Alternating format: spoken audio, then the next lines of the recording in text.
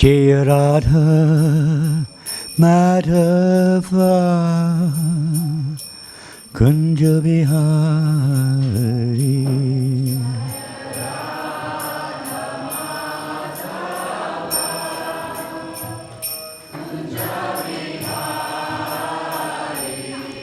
Jaya Radha Madhava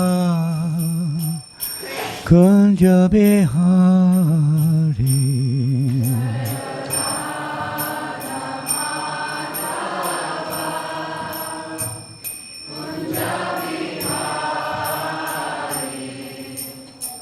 Gopi Janaballabha Girivardhari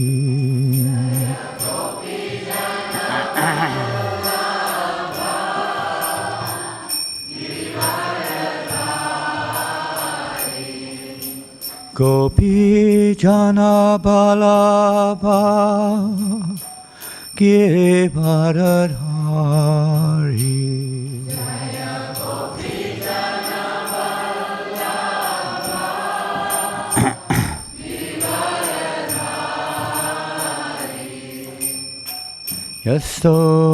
Yasodanandana Prajajana Ranjana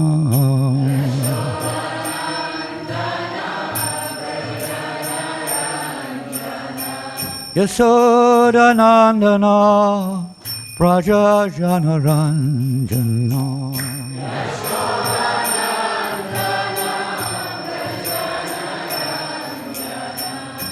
Yamuna Tira Vanachari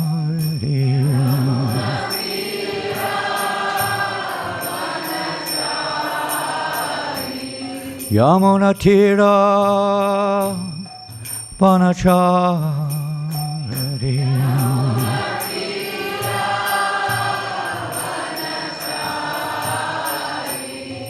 Jaya Radha Madhava Kunja Bihari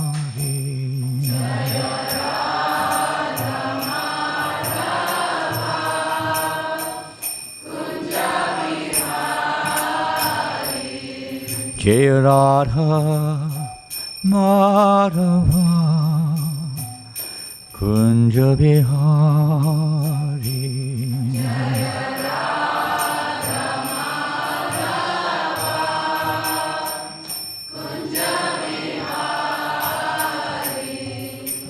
Gopi Janaballabha Girivardhari Gopi Janaballabha Girivardhari Yasodanandana Brajajana Ranjana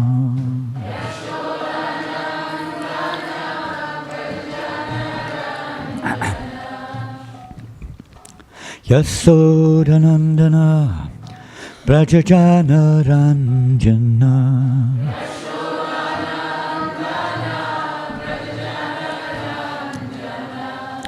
Yamuna Tira Vanachari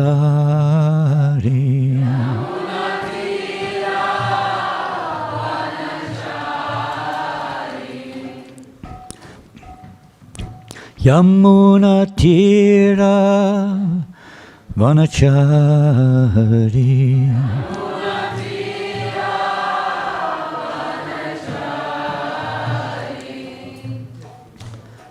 Jaya Radha Madhava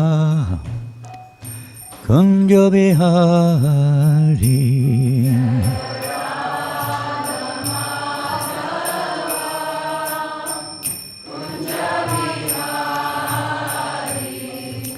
Radha Madhava Kunja Bihari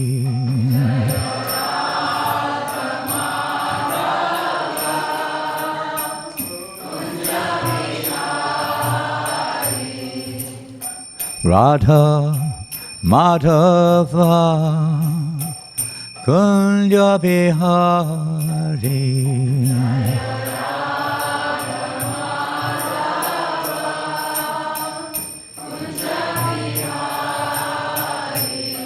Jaya Radha Madhava Kunja Bihari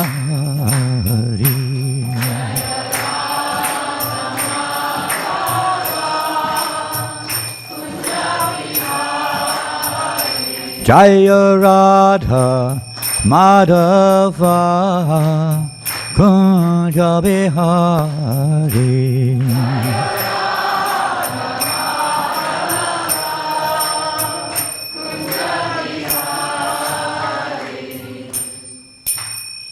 Jai Om Vishnu Pada Paramahamsa Parivrajacharya Ashtotaya Sarashli A.C. Bhaktivedanta Swami Prabhupada Ki Shishi Gaurnitai Ki Shishi Jagannath Baladev Subhadra Ki Shishi Radha Balaba Ki Grantaraj Śrīmad Bhāgavatam Ki Harinama Sankirtan Ki Brihat Madanga Ki Gaura Premanandi.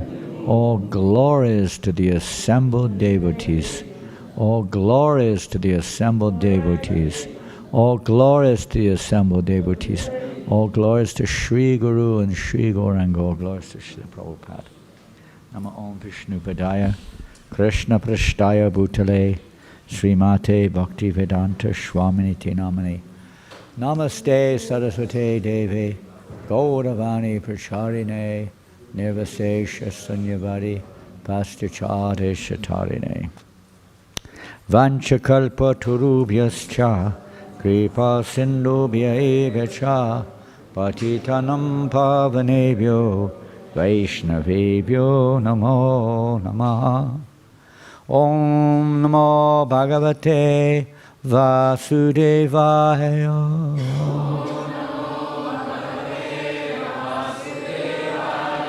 Om Namo Bhagavate Vasudevaya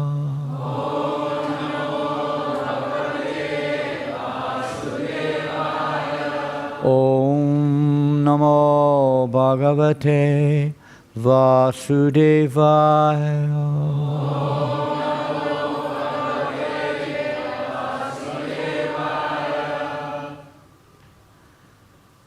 Hare Krishna. This morning we are reading from Śrīmad Bhāgavatam, Chapter 7, Canto 7, Chapter 3, Text number 11.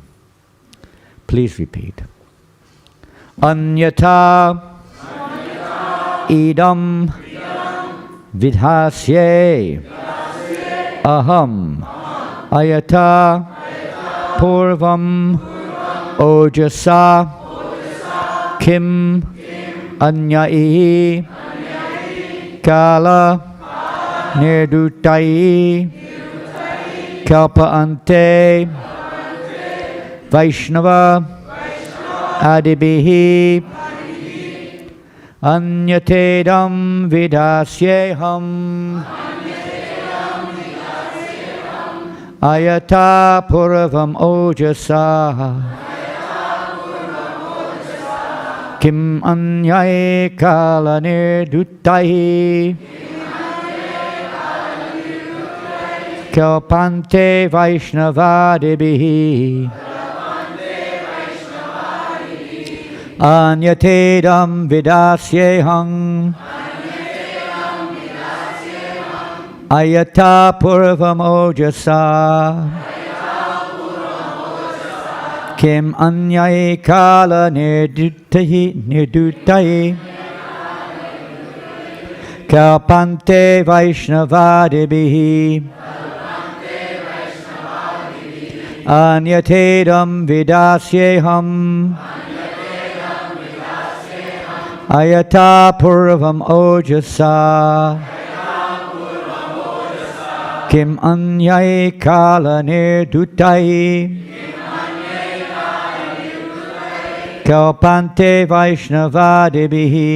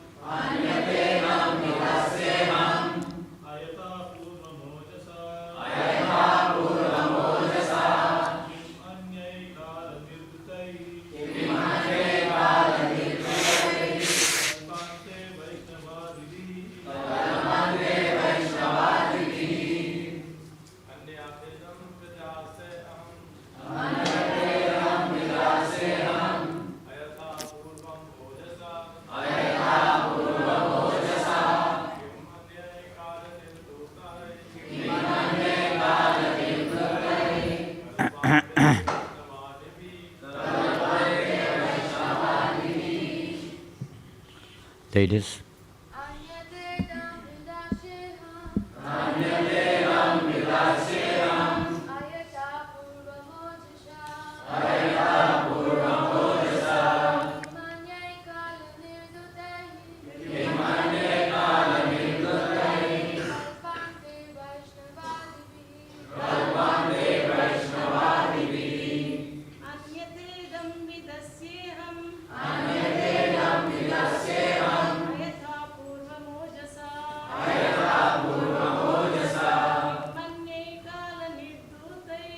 Manyai kala antutai Kalpante Vaishnavadivi Anyatam Ayata Purvam Ojasa Kimanyai kala nirdutai Kalpante Vaishnavadivi. Anyata. Just the opposite. Idam. This universe. Nidasye. Shall make. Aham. I. Ayata. Inappropriate. Purvam. As it was before. Ojasa. By dint of the power of my austerity. Kim, what use? Anyahi, with other. Kala nirdutai, vanquished in due course of time. Kalpa ante, at the end of the millennium.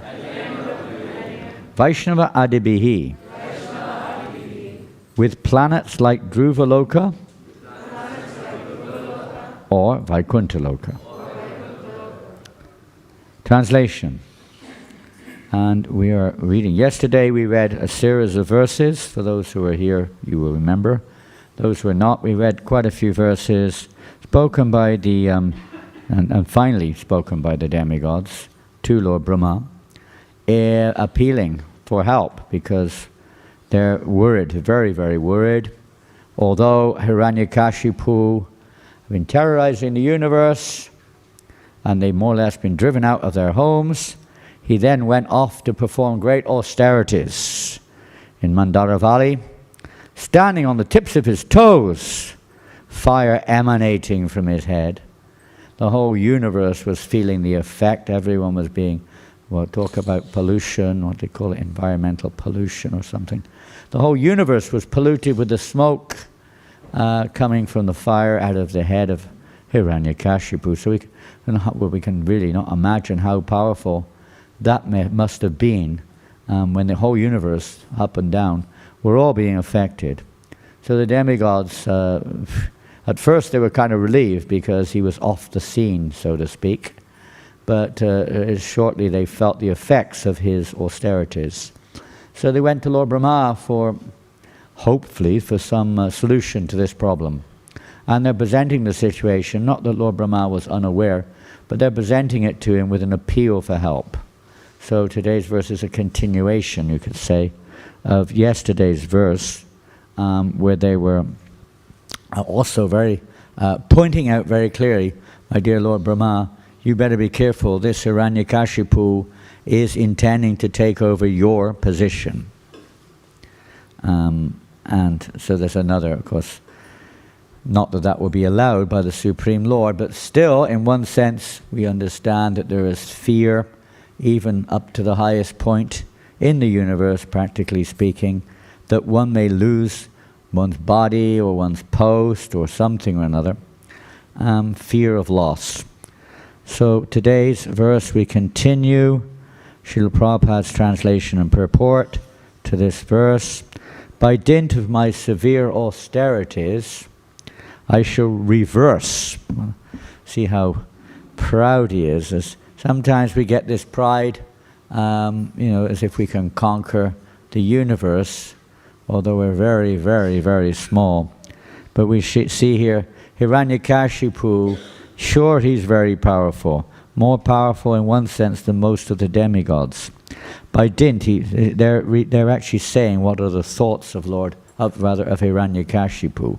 They're briefing Lord Brahma about his intentions, about Hiranyakashipu's thought patterns. By dint of my severe austerities, I shall reverse the results of pious and impious activities. In other words, I will take control of karma. I shall overturn all the established practices within the world. Establish his own religious principles, in other words. Even as, to some extent, people may endeavor today, making up our own rules about everything we can possibly do, practically everything. Even Dhruvaloka will be vanquished at the end of the millennium. Although it's supposed to be an eternal planet, it will be vanquished. I will make sure it's vanquished. It will not exist anymore. Therefore, what is the use of it? There's no value. I shall prefer to remain in the position of Brahma. To a little extent, Prabhupada does say that the jiva's first entry into the material energy, so to speak, is in the situation of Lord Brahma. He says slightly differently elsewhere in the mood of Lord Brahma. Well, the Brahma in our universe we understand is a pure devotee, but it doesn't mean always the case. Sometimes they're sakama bhaktas, it means they have material. And even Brahma in this universe, sometimes we see, as in the case of the Brahma Vimohana Leela, we see Lord Brahma behaving in a way which is quite extraordinary, unbecoming for a pure devotee, isn't it? Would you expect that of a pure devotee of the Lord, that he wants to stop, in one sense, the pastimes of the Lord? It's pretty intense, to break up the Lord's pleasure. This is you could say, practically the epitome of most offensive thing you could think of doing. Of course, he had other intentions, as explained in the 10th Canto Bhagavatam.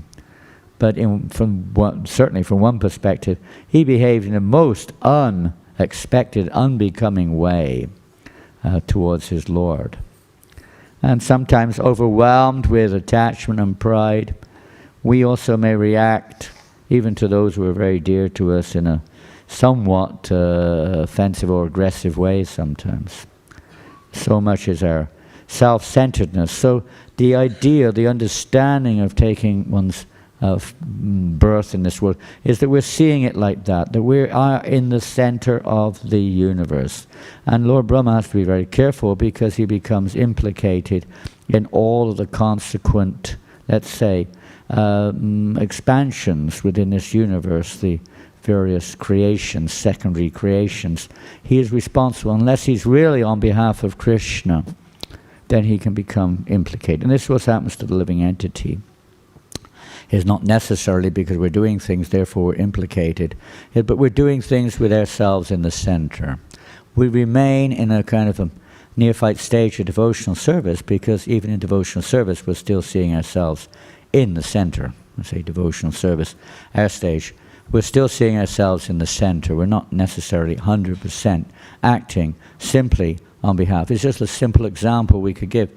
Would we do what we're doing at various times of our day, or interacting with other devotees or with the public or whatever it may be, if we could realize that Krishna's in our heart, watching everything we're doing?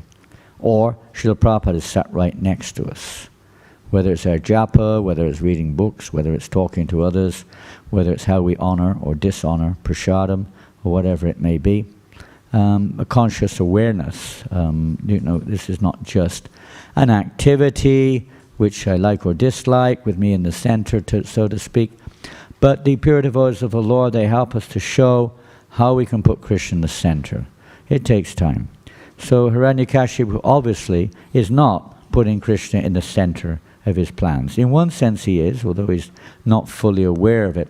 In one sense, he is on the war path against the demigods, and Vishnu is another demigod who has to be removed and forevermore, destroyed forevermore. So there's no more problems. Get rid of my enemy. Can we bring Bhagavad Gita? Hiranyakashipu's demoniac determination, Prabhupada says, was explained to Lord Brahma by the demigods, who informed him that Hiranyakashipu wanted to overturn all the established principles, which is, I mean, when we look at it, in the modern, the modern society which we live in, already overturning established principles of religion is not an uncommon event. Maybe it's already been done, they're just overturning that which has already been overturned anyway. But in many cases, I mean, it's a sensitive issue, even amongst devotees sometimes.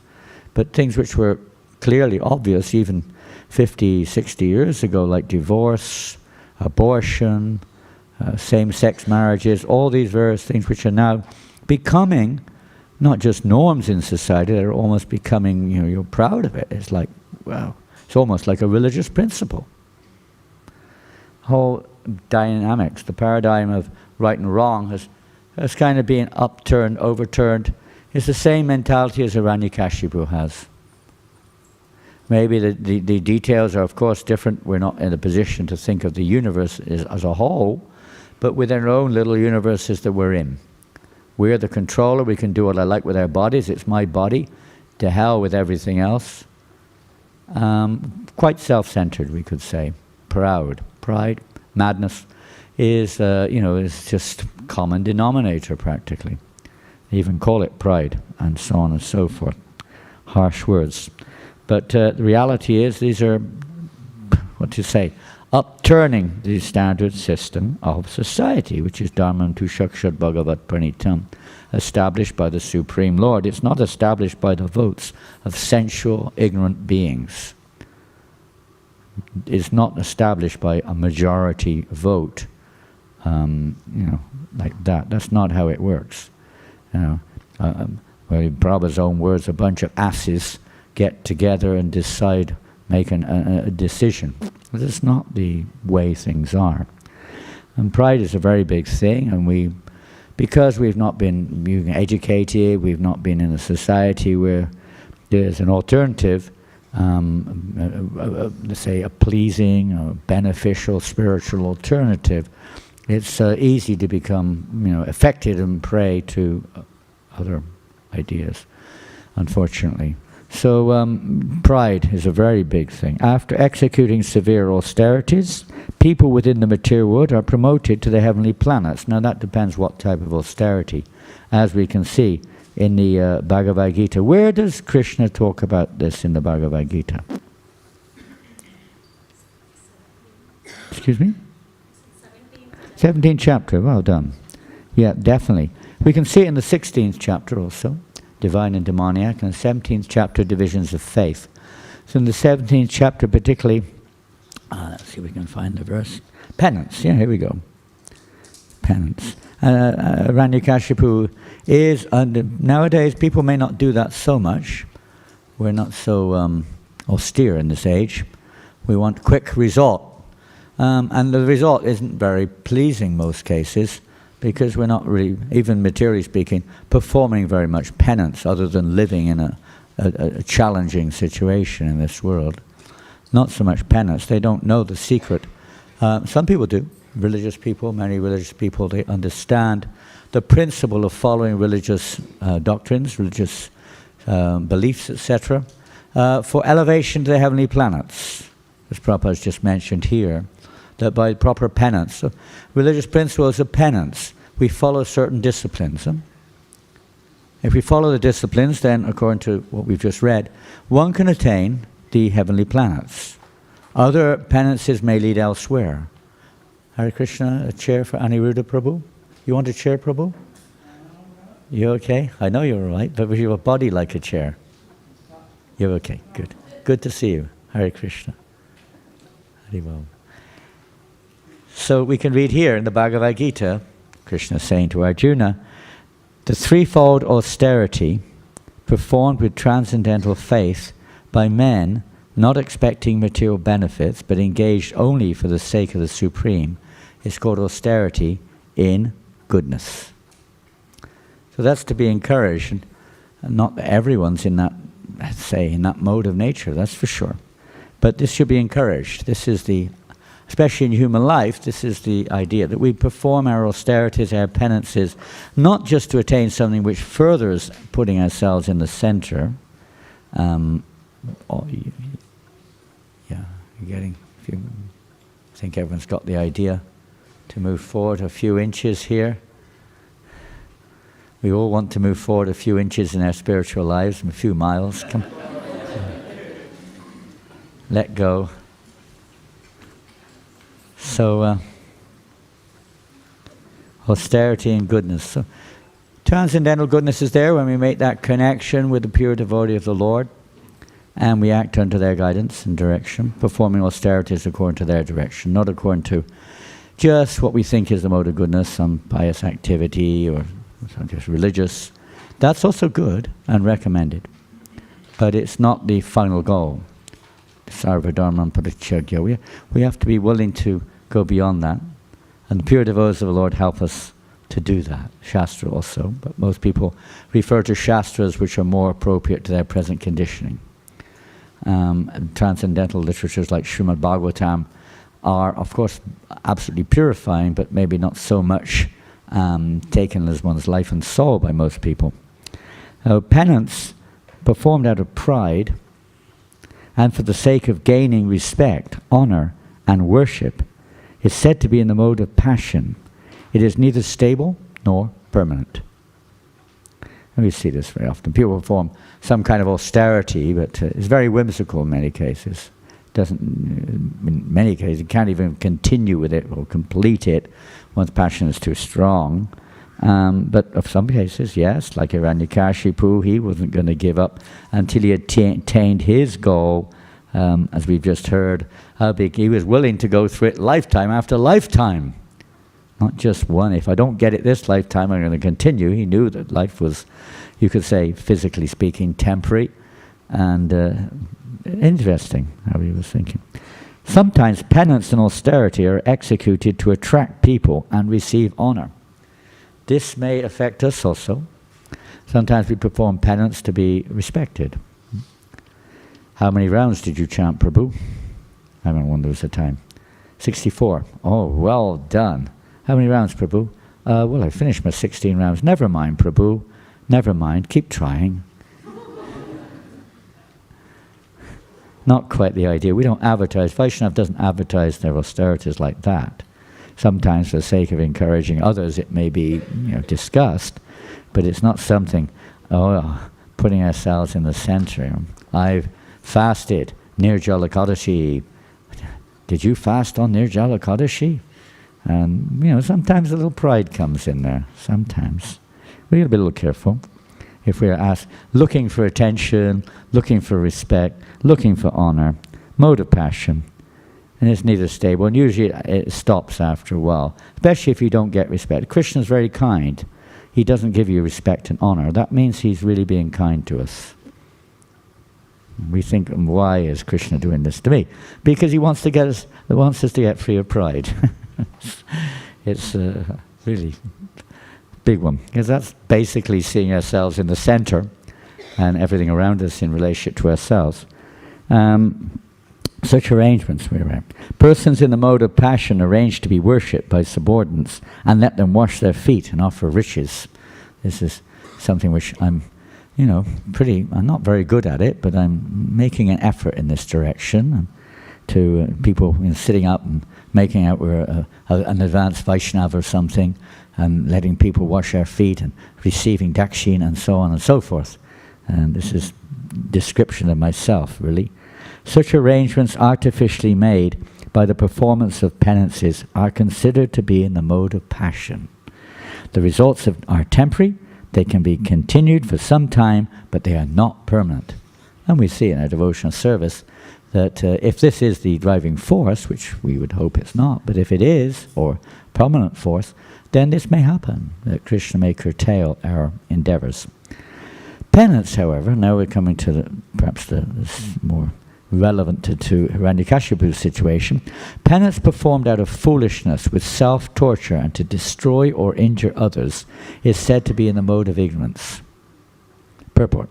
There are instances of foolish penance undertaken by demons like Hiranyakashipu, who performed austere penances to become immortal and kill the demigods.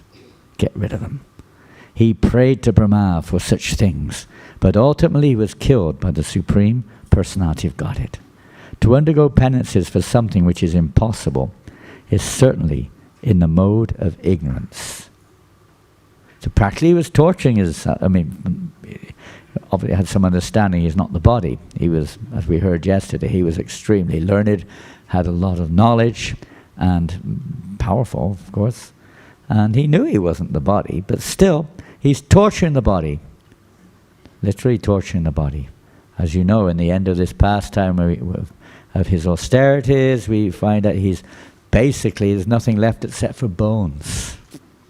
Except for bones. Just like when we leave our body, practically, there's only bones left. Only bones. It's also a tapa, austerity, suffering. Tapa, the word tapa means suffering as well as austerity. Prabhupada often frequently uses, as he did in this verse today, the translation of the word tapa is penance. Generally, the word penance is not necessarily directed towards this type of activity of Hiranyakashipu. Self-inflicting austerities, etc.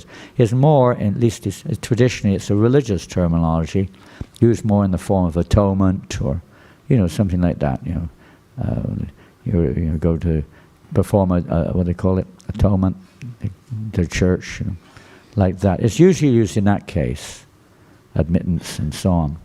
But at least in Prabhupada's terminology, penance and austerity are basically simultaneous with each other, or there's some differences out there, you could say.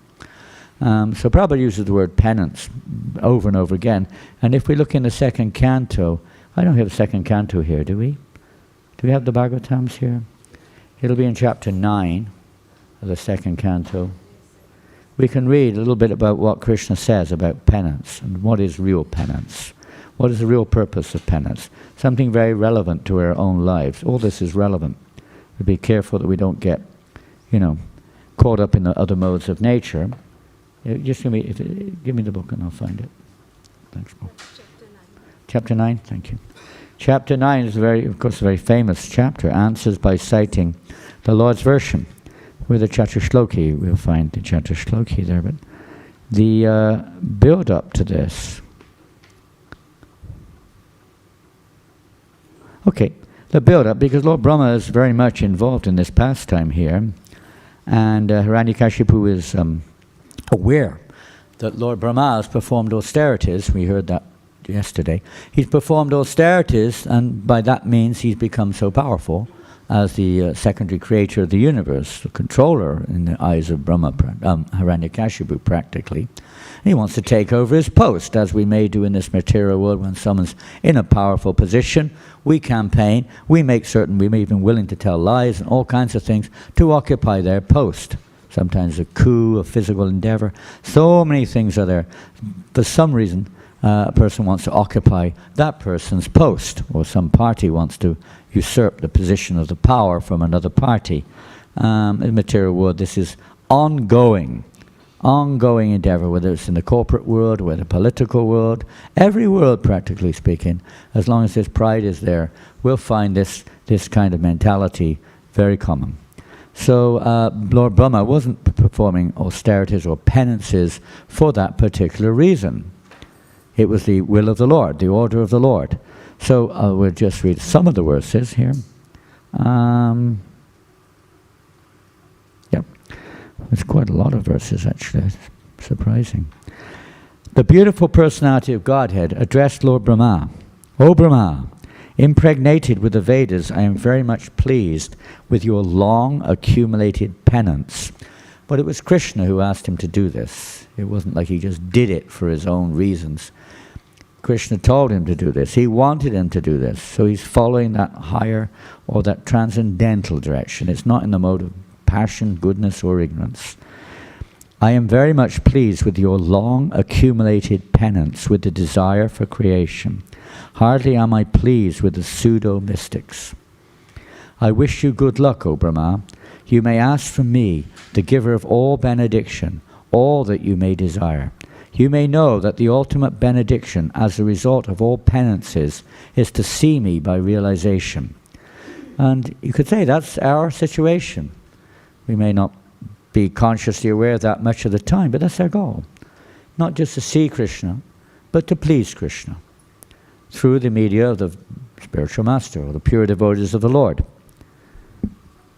It's a penance. It's a penance. We heard about some of the details of our endeavors yesterday, devotees' endeavors. It's a penance to go on the street distributing books. It's a penance to manage a temple. It's a penance to spend hours in the hot sun doing service. I don't know what the weather's going to be like today. I have no idea, but some devotees are going to Torquay or Weymouth? Torquay, isn't it? Torquay, to the holy festival with the intention of bringing people towards Krishna consciousness. These things could be seen as penances in various ways. You could be doing something else, but we're doing it voluntarily. Perhaps there's still a mixture of hoping I'll get something in return from it.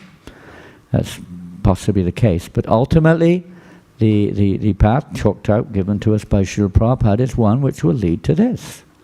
It's not a concoction. It's not born of the fertile brains of some, ambitious materialist. It's based on Guru Shastra Sadhu. So when we follow that penance, then, because Guru Shastra Sadhu represent Krishna, then there's every chance that one can achieve a different result. Different result. So Srila Prabhupada has given us this opportunity, this golden opportunity, even though we may feel I'm not qualified, we probably should do, and but we've been given this chance to perform this Sankirtan, this austerity, if you want to call it an austerity. Prabhupada wrote to us, he said, it is simply fun we were living in a vehicle in the winter, taking a bath in ice-cold lakes. I woke up one day, there was ice on my nose. Dripped down from the top of the van, fell off the top of the van. And he liked that, Prabhupada said, but for you it's simply fun. This austerity is fun. I don't know if Hiranyakashipu was enjoying fun when he was there on his tiptoes. I doubt it. But he had such a powerful intention, he was willing to undergo any amount of suffering, tapa, for the sake of fulfillment of his desire. So strong was his willpower. Women have that willpower, therefore you could say in previous ages people may have done that. Aspiring transcendentalists would perform such incredible austerities for self-realization also. Not that we have to do it in this age.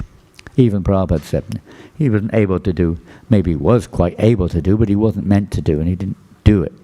Some of the austerities of his god brothers, who may have been fasting and just eating very little and chanting 108 rounds or whatever they're doing every day. But the real austerity, and even his own spiritual master said, your austerity is to get out there and preach all over the world in the English language, and if you ever get money, print books. That doesn't, in one sense, that's a big austerity. It's a struggle. You can see what Prabhupada went through to establish this movement, to preach Krishna consciousness. It was an austerity. He had to face, even sometimes from his own god brothers, negative response. What to speak of from many of our followers who are just so, self-centered. And the public, and the law, and the health, and so many challenges were there.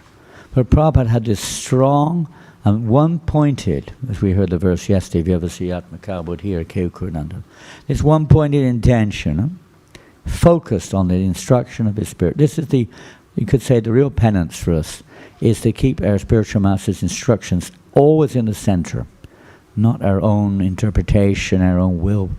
It'll be there, but again and again we have to bring it back to what will please Krishna through the media of our spiritual master. This is the secret of success in spiritual life. Secret. Because that pleases Krishna, and Krishna then cleanses or removes the illusion which is covering our consciousness. The more we put Krishna in the center, and we're being taught how to do that, just like with the deity worship, the standard is not a concoction. We don't go in and say, I prefer to do it this way.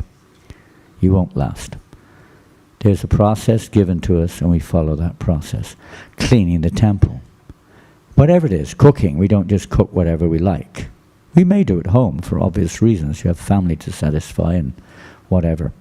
But in the temple, we cook what Krishna wants. That's basically, or at least we offer him what he wants. As much as we can. As much as we can. We don't just distribute any old book. We distribute books of, which are going to help people become Krishna conscious. Authorized books. We don't just sing any old song.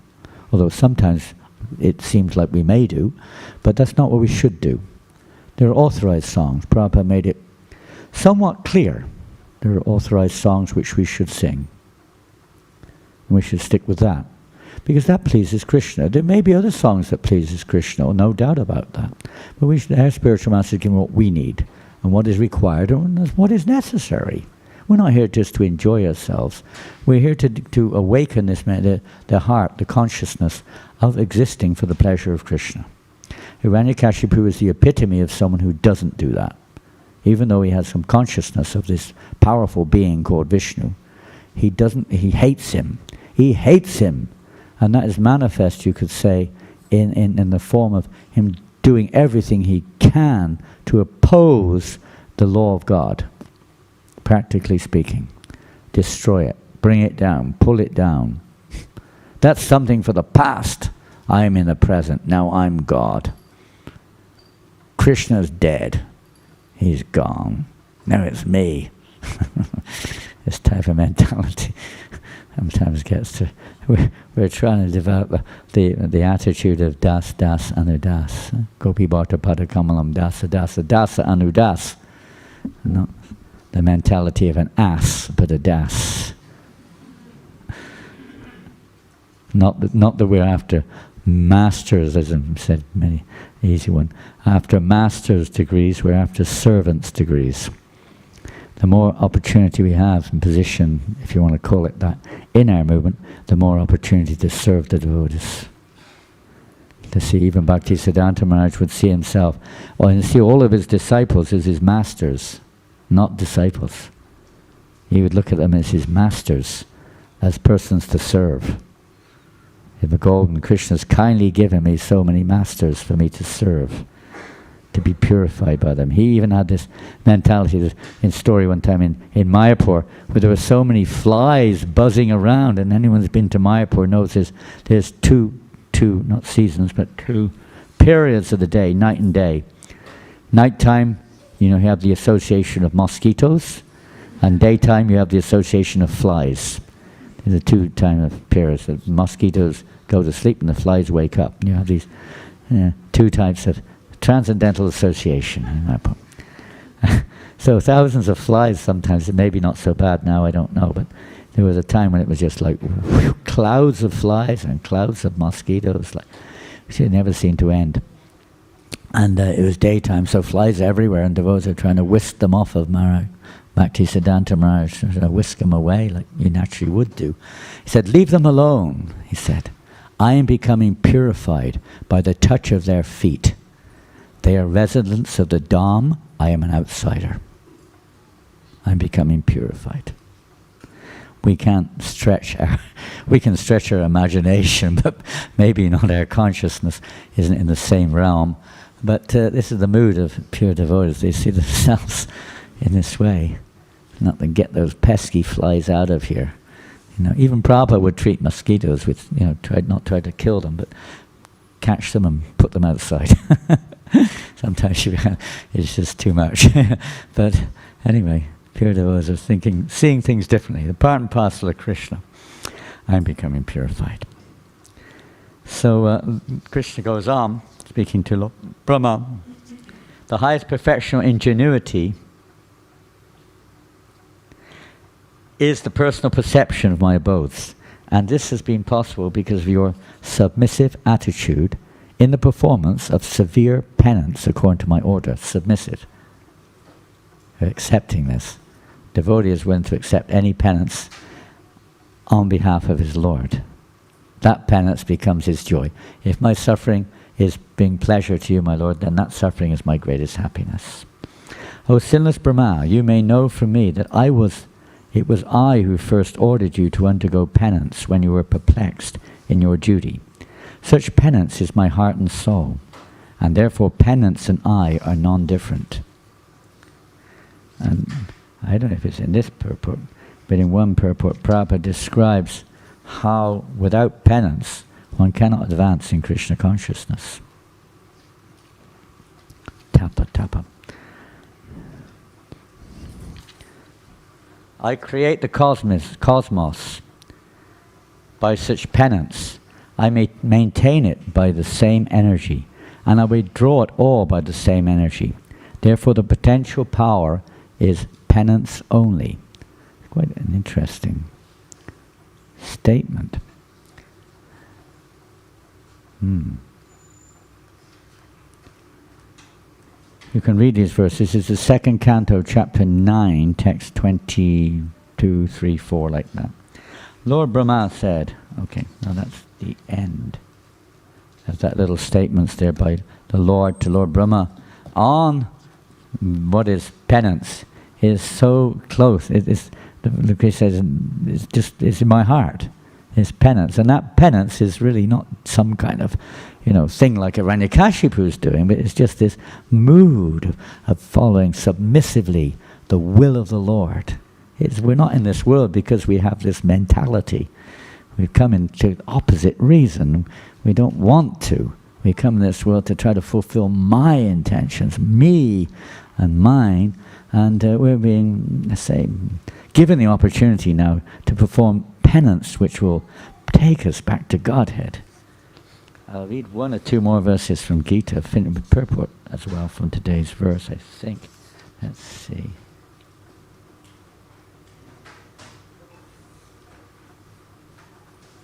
Anything, Prabhupada writes in the last verse of this chapter 17 of Gita, anything done without the transcendental objective, whether it be sacrifice, charity, or penance, is useless. Useless.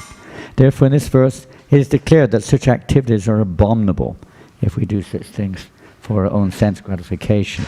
Everything should be done for the Supreme in Krishna consciousness. Without such faith and without the proper guidance, there can never be any fruit. In all the Vedic scriptures, faith in the Supreme is advised. In the pursuit of all Vedic instructions, the ultimate goal is the understanding of Krishna. No one can obtain success without following this principle. Therefore, the best course is to work from the very beginning in Krishna consciousness under the guidance of a bona fide spiritual master. That is the way to make everything successful. In the conditioned state, people are attracted to worshipping demigods, ghosts, yakshas, like Kuvera, etc. The mode of goodness is better than passion and ignorance, but one who takes directly to Krishna consciousness is transcendental to all three modes. Although there is process of gradual elevation, if one, by the association of pure devotees, directly takes to Krishna consciousness, that is the best way. And that is recommended in this chapter. Achieve success in this way, one must first find the proper spiritual master and receive training under his direction. Then one can achieve faith in the Supreme. When that faith matures, in course of time, it is called love of God. This love of God is the ultimate goal of the living entities. One should therefore take to Krishna consciousness directly. That's the conclusion. And that, anyway, there are many verses related here to penance, and many verses related in the 16th chapter, of course, to the nature of such demoniac mentality, such as that of Hiranyakashipu. And we'll just read one or two of those. Yes, those who are demoniac do not know what is to be done and what is not to be done. Neither cleanliness nor proper behavior nor truth is found in them. They say the world is unreal, no foundation, no God. They say it is produced of sex desire, no cause other than lust. Following such conclusions, the demoniac who are lost to themselves and who have no intelligence engage in unbeneficial, horrible works meant to destroy the world, taking shelter of insatiable lust and absorbed in the conceit of pride and false prestige. The demoniac, thus illusioned, are always sworn to unclean work, attracted to by the impermanent. They believe that to gratify the senses is the prime necessity of human civilization. Thus, until the end of life, their anxiety is immeasurable. Bound by a network of hundreds and thousands of desires and absorbed in lust and anger, they secure money by illegal means for sense gratification. The demoniac person thinks, "So much wealth do I have today, and I will gain more according to my schemes. So much is mine now, and it will increase in the future more and more. He is my enemy, and I have killed him, and my other enemies will also be killed. I am the Lord of everything. I am the enjoyer. I am perfect, powerful, and happy. I am the richest man, surrounded by aristocratic relatives." This is really for Hiranyakashipu, this verse. "There is none so powerful and happy as I am. I shall perform sacrifices, I shall give some charity, and thus I shall rejoice." In this way, such persons are deluded by ignorance. Thus, perplexed by various anxieties and bound by a network of illusions, they become too strongly attached to sense enjoyment and fall down into hell. Self-complacent and always impotent, deluded by wealth and false prestige, they sometimes proudly perform sacrifices in name only, without following any rules and regulations. Bewildered by false ego, strength, pride, lust, and anger, the demons become envious of the Supreme Personality of Godhead, who is situated in their own bodies and in the bodies of others, and they blaspheme against the real religion. Those who are envious and mischievous, who are the lowest among men, I perpetually cast into the ocean of material existence, into various demoniac species of life. It goes on. And it goes on. Many, many verses. There, we'll just read the purport. We'll open up. Finish the purport, rather. After executing severe austerities, people within the material world are promoted. But Hiranyakashipu wanted even those persons to be unhappy. Sometimes we hear Bhaktivedanta Thakur sings that when others are happy, that is my unhappiness. And when I see others unhappy, I am happy. When we see others having difficulty, this is demoniac, or at least gross materialistic mentality and mode of ignorance. He wanted those, he wanted them to be unhappy, suffering because of the diplomatic feelings of the demigods, even in the heavenly planets. He wanted those who were harassed in this world by material transactions to be unhappy for the same reason, even in the heavenly planets. Indeed, he wanted to introduce such harassment everywhere. One might ask how this would be possible, since the universal order has been established since time immemorial. But Hiranyakashipu was proud to declare that he would be able to do everything by the power of his tapasya. He even wanted to make the Vaishnav's position insecure. These are some of the symptoms of asuric determination. So we see that to some degree, you could say, in our little endeavors to follow Srila Prabhupada. Sometimes this mentality trying to stop the progress of Krishna consciousness in the world in various ways. I don't know here in Australia, but I know where we're trying to do a little service in the country which we're in, there's never-ending, obstacles placed, you could say obstacles or opportunities to surrender, but obstacles placed before by the powers that be to try to stop the progress of Krishna consciousness in various ways. They change the laws sometimes in order to try to achieve this, do all sorts of things. This is the same thing with Hiranyakashipu, trying to change the order of the universe, taking over the position of Lord Brahma, harassing the demigods, making their lives hellish, They can't perform their duties anymore. Everybody. And to some extent, the world is in that similar situation in some ways. And we have a great opportunity. Great opportunity. Devotees are compassionate. No matter what our conditioning is, a great opportunity to try to uplift the consciousness and perform this penance against all odds. We have the wonderful example Prabhupada gives in the Bhagavad Gita of the sparrow that laid its eggs on the shore of the ocean, and how the ocean swept them away. But the poor little sparrow, so small. We're so small in terms of material comparison to the world around us. We're a tiny little group, but we do our best. We endeavor to try to spread Krishna consciousness and depend upon the mercy of Krishna. We haven't got the power ourselves to do anything. But by his mercy, even Brahma didn't have the power to create. He was empowered by the Lord to do it. And he performed that penance, and he was empowered to create the universe, or the engineer the universe, so to speak. So similarly, we have nothing, only mercy. We have the mercy of the pure devotees, and we take that mercy and make that our life and soul. By the mercy of Krishna, then everything's possible. We try our best. But try not to be overwhelmed by this strong pride. Pride is, you could say, the reason we're in this material world. In one sense, we're seeing ourselves in the center, and if we keep that as our ongoing kind of accompaniment while we're trying to serve, it will be difficult to progress.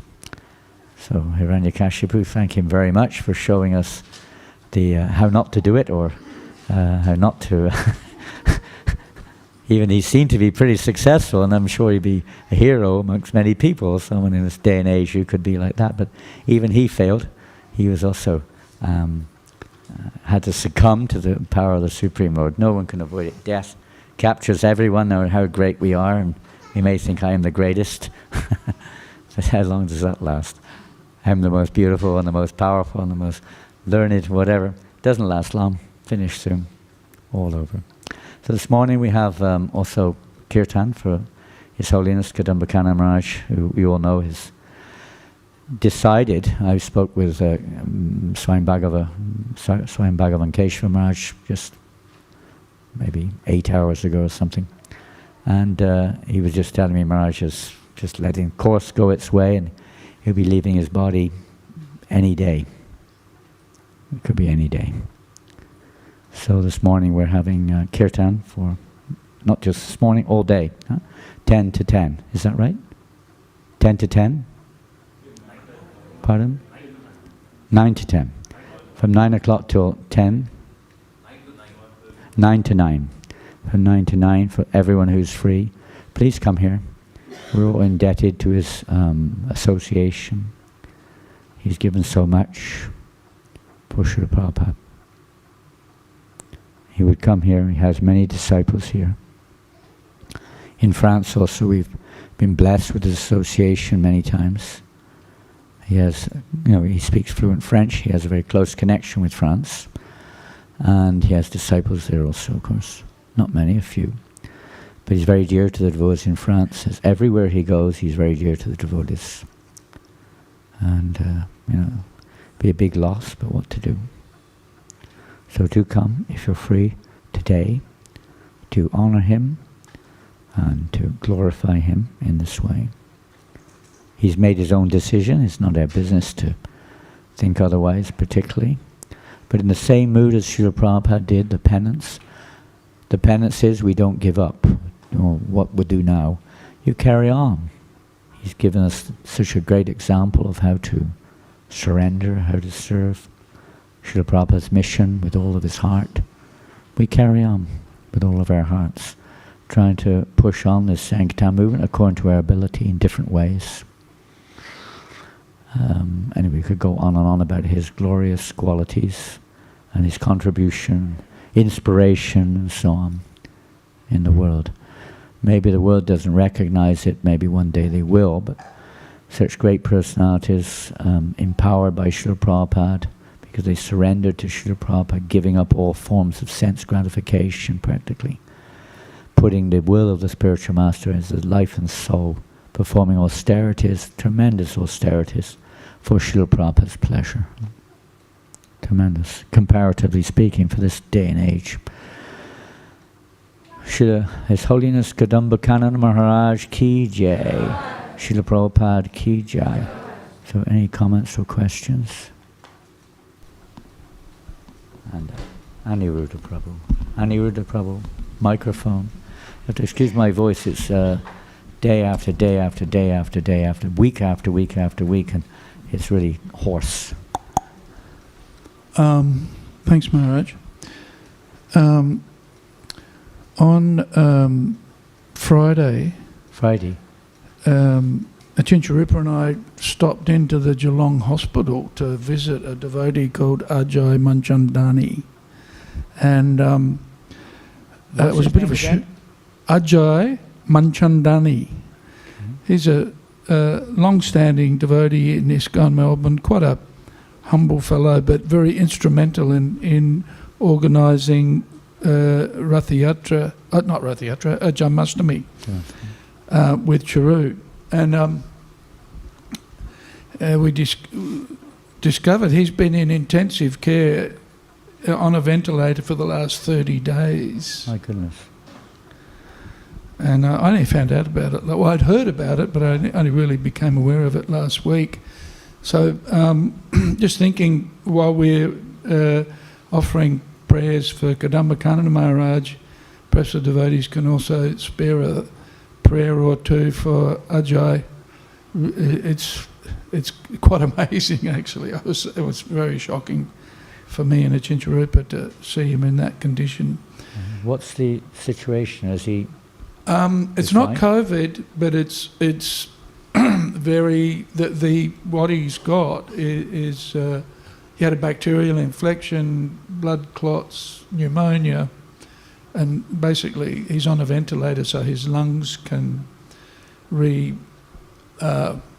heal themselves, and so they can wake him up. But that's pretty. He hasn't spoken to anybody for 30 days. That's really. He's a real wake-up call for all of us, huh? Goodness, that was not shocking. Only that, but to realize how the association of devotees, how valuable it is. We may not be pure, we may be somewhat affected by these other modes, etc., but still, the endeavor is there, and the association of devotees is our only real shelter. So without that, what chance do we have? It's the most painful thing. I don't know, you can, whether devotees can visit him or not, I don't know these things. But there's nothing more, and when you've been in a very critical situation, you recognize how valuable the association of devotees, even devotees you think get them out of here sometimes. You feel that their association is amazing. It's amazing. Sometimes we have to have these reminders, sometimes experiences to help us realize just how great the devotees are in comparison, and not just in comparison, but in reality, because they're connected to Prabhupada. Very special souls. And sometimes we don't until the end, and then we start thinking about it. But it's sometimes we need these wake-up calls ourselves. Sometimes when you're in a really desperate situation, just how valuable that is. Just having a devotee with you. They may not know what to do, but just having a devotee with you is so important. So not just reassuring, but it just gives. That's all we want. That's what we need. Is the association of devotees. Their only hope. Again and again, we've seen this in our movement. Devotees even drifted away from Krishna consciousness for decades, and when they're about to leave their body, Krishna arranges devotees' association. It's amazing. That little service never goes in vain. What to speak of years of service helping to arrange Janmashtami or this or that. We can't imagine how Krishna sees this when we serve his pure devotee. To facilitate the mission of his pure devotee is such a great service. So dear to the Lord. That's the penance which is the Lord's heart. That's what really it means, capturing the Lord's heart. Thank you, Aniruddha Prabhu. Another question, or a question. I have difficulty understanding here. Prabhupada says, after executing severe austerities, people within this material world are promoted to the heavenly planets. But Hiranyakashipu wanted them to be unhappy, suffering because of the diplomatic feelings of the demigods, even in the heavenly planets. What is that?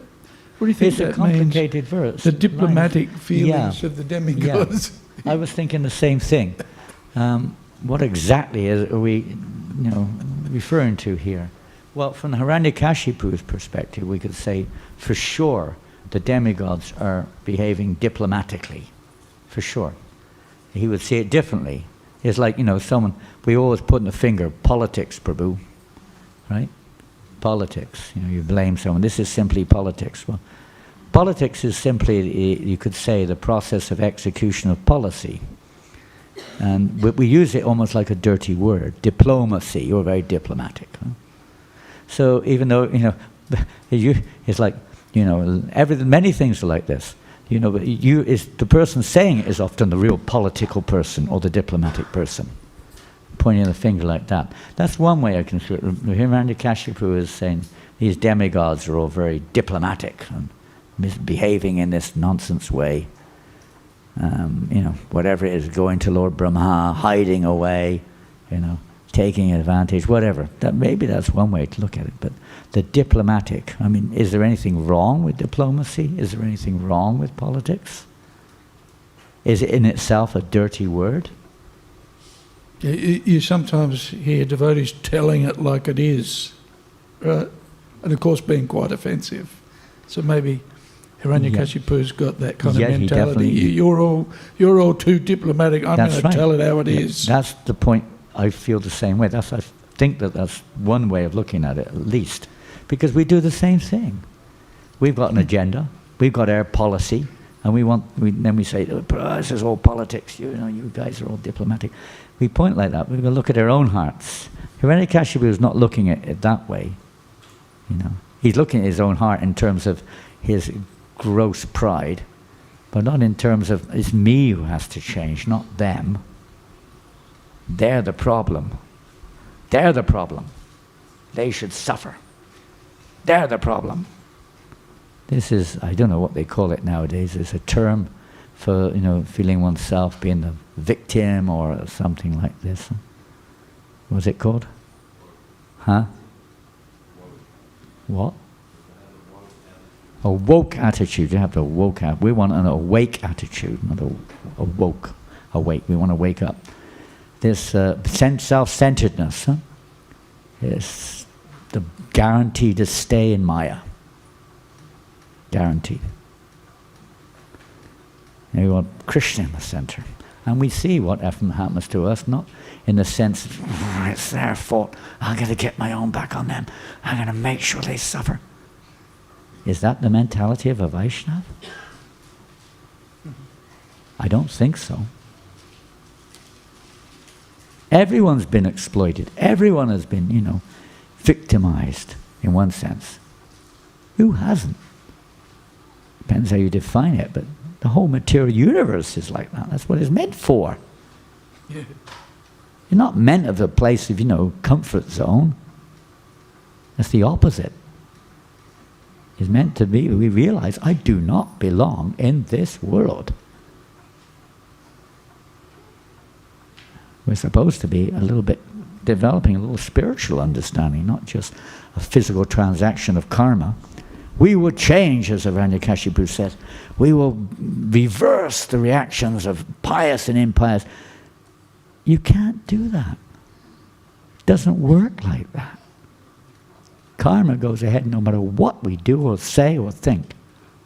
We're still going to get our lot. And if we start changing the God-given system, then we're really in trouble. And these are sensitive, maybe. I don't know. But reality, we've got to be careful. Look at ourselves. It's easy to point the finger at others. Huh? Looking at Bhaktisiddhanta Maharaj, again and again reminded his disciples of this. Huh? Dwell not on the frailties of others. Look within, amend thyself. Lord Gaurasundar puts his devotees into various difficulties, trials and tribulations, just to test our own devotion, our own patience, etc., our tolerance. We have to rectify our own consciousness. That's what we're here for. It's easy to point the fault. It's their fault, this one did this to me, and that, blah, blah, blah. Maybe that's how it worked in terms of one angle of vision, but that's not the real thing that's going on. Krishna's trying to point something out in our own hearts. We have to make a perceptual change of how we see things with Krishna in the center. And the key verse in this regards, also spoken by Lord Brahma. Prabhupada said this is the guideline for all devotees in our Krishna conscious movement. Tate nukampam susamikshamana punjane vatmakita vipakam. What is this verse? English. Translation?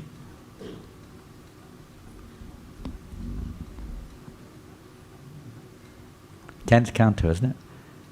14th chapter, text number 8, I think. 10, 14, 8, I think so. Well, on page 91 of Nectar of Devotion, Prabhupada says that this verse is the guideline for all devotees in our Krishna conscious movement. Spoken by Lord Brahma. Someone can, if you can speak now, or give the microphone. We'll finish on this. Time is tight, it's almost 9 o'clock. Someone has a translation in front of them? Microphone for somebody, or I can read it if you want. If it's easier, I don't mind. Whatever you like. Okay. My dear Lord, Lord Brahma speaking to Krishna, just after the Brahma Vimohana Leela. He says, my dear Lord, one who earnestly waits for you to bestow your causeless mercy upon him, all the while patiently suffering the reactions of his past misdeeds, and offering you respectful obeisances with his heart, words, and body, is surely eligible for liberation, for it has become his rightful claim. Thank you very much. You can pass it back. Prabhupada does write in the purport, the devotee feels that I deserve to suffer so much more than this. I'm just getting a little token here. Krishna's removing, the reactions to some karmic bad activities, whatever it may be. That in our hearts. Externally, other things may have to be dealt with, obviously. Common sense. But internally, that's how we feel. It's not that in our hearts we're vengeful, angry. Sometimes it may be like that, unfortunately, but that's not how it should be. It should be compassion, and we have to develop the qualities of a Vaishnava. Looking at our own situation, not blaming others, is one of the biggest breakthroughs in our neophyte lives, is when we stop blaming others for our situation. There's a big breakthrough in Krishna consciousness when we start to think of it in a different way. So our perception of the situation changes. It's a big breakthrough. Devotional service, as long as we're blaming others, we can't really make much headway. We've got to take responsibility. We're here due to our own choice. We've got to take responsibility for our lot. Okay, it's 2 minutes to 9. I'm sorry we have to finish there, and we really thank you for allowing us to be here. And please forgive us for any misbehavior or harsh words or whatever it is, and to get excited. We don't want to be overwhelmed with either one way or the other, fanatic this way or that way, but we do have to nonetheless try to stick faithfully to the Srila Prabhupada's mission. Hare Krishna. Srila Prabhupada ki jai. Grantaraj Śrīmad Bhāgavatam ki jai. Gaur Premanandi. Haribol. So I've been asked to lead the first kirtan, which will be starting soon. Please go for breakfast. I will be on my own, which is the right thing to do, appropriate probably, singing now for the next 30 minutes or so, as a request of Maharaj's disciples. Thank you. Is the young lady, what's her name? Is it Kim? That lady who came yesterday with the dogs, is her name Kim? Can you call her here right now? I saw her at the back. There she comes. Hare Krishna, Kim. Mahananda, call Mahananda quickly. Okay. Okay, I'll believe you. If you put me on your group, and we can see. Yeah, we'll put you on the group. whatever Okay. you That's want. what we'll do. We'll take it from there, okay? I think Keshav knows you well, doesn't he? Keshav? Jenkins. Keisha Jenkins. Hare Krishna, everyone. Hare Krishna. So we have 12-hour kirtan today dedicated to His Holiness Kadambakaran Maharaj, prayers for him. And if I can please request everybody to participate. We're starting at 9 o'clock, and Maharaj is going to lead and opening the first kirtan. So if I could please request all of you to participate, that would